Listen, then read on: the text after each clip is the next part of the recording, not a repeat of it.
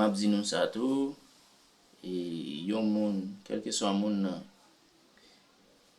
immigration prend au niveau yo Haïti. L'arrivée sous frontière, option un paquet moun k'ap djou y a monté avoir à payer capital, y a monté avoir à payer capital. Fais un pile attention avec moun sa yo. Gen un pile là-dedans yo.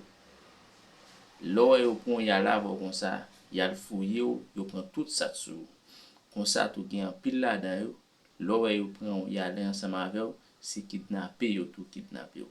Gen un groupe haïtien qui mettait ensemble avec dominicain sous frontière. Depuis pour arriver, autant de dire en aller. Ou à payer capital. Pas al koué dans moun sa yo. Gen un pile là-dedans yo. M'a prédit ça encore, gen un pile là-dedans yo. C'est fouiller, y a le fouiller en bas ragé. Gen un pile là-dedans yo. C'est kidnapper, y a le kidnapper yo.